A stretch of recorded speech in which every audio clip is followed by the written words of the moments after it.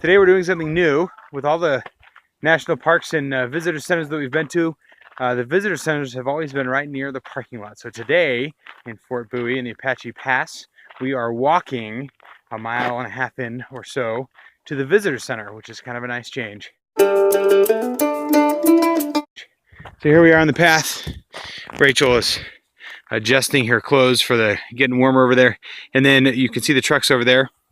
And then we have this path to walk on to the visitor center. It's kind of a cool experience to approach a visitor center in a different way. We already met a ranger who was wandering around on the trail and handing out maps and talking to people. So that was really kind of fun. We've also just recently, and watch now, I can't find one. We found a new kind of cholla, the cane cholla, different from the other types that we have seen before. So we're gonna see if we can learn a little bit more about that and how to identify that one. In this group of 7 women and 8 children were 2 of Geronimo's wives and 2 of his sons, Little Robe and Fenton.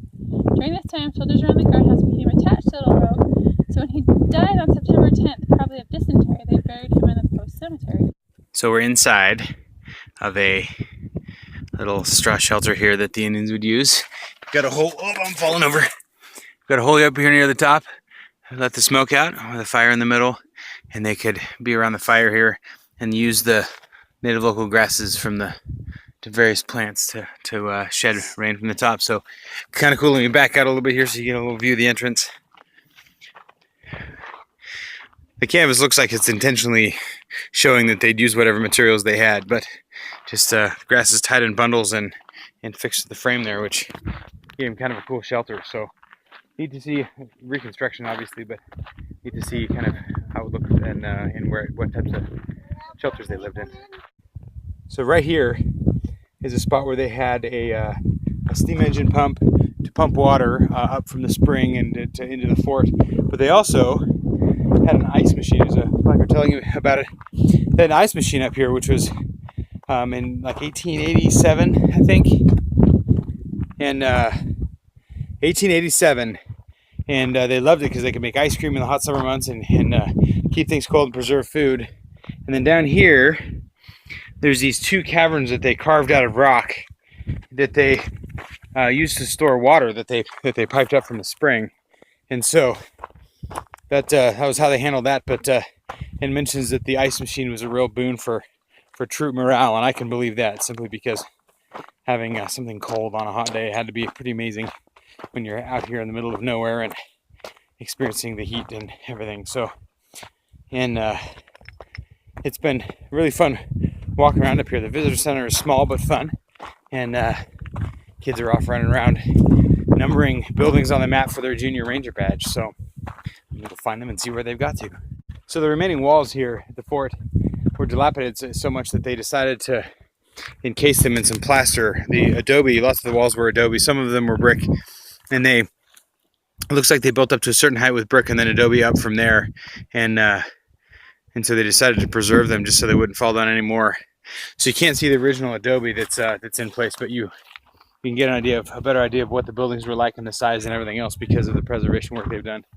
It's got to be a hard decision to make about what preservation you do, just because some of the preservation can destroy detail, but hopefully preserve the longer stuff for the bigger picture for a longer period of time. And so hard decision to make, but it was actually quite a big fort. We're within the walls of the fort boundaries up here. The kids are up there towards the north end. The flag was, I think, roughly in the middle of the parade grounds, and then all the way to the other side, and then you can see the visitor center there. So it's a relatively large fort and housed lots of people.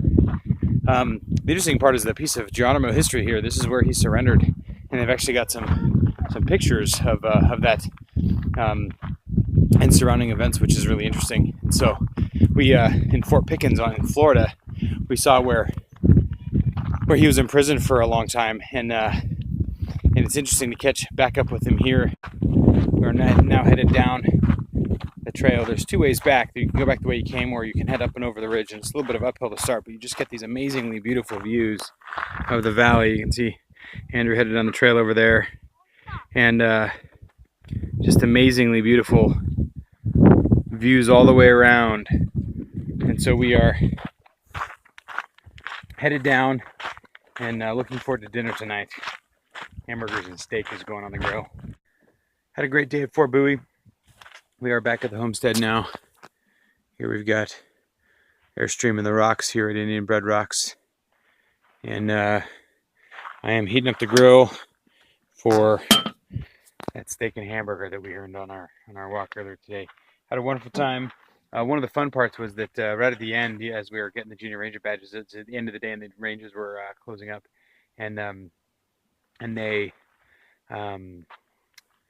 spent like half an hour talking to us, and we talked about traveling and all sorts of things and places that we'd been to and we're planning to go and everything else, and that was pretty cool. One of the funny parts was the guy looks, he says, "How do you guys do your research? Because of all the local spots that most people don't know about, you're hitting them all." And with like Indian Bread Rocks here and Whitewater Draw that we're headed to next week, and everything. So we told them about Instagram and the community that we follow, and then also Campendium as well as the other resource that we use a lot. So we need to do a blog post on that. But he was pretty impressed that we knew all the local spots. So anyway, it was pretty fantastic, and now we're headed for a yummy dinner.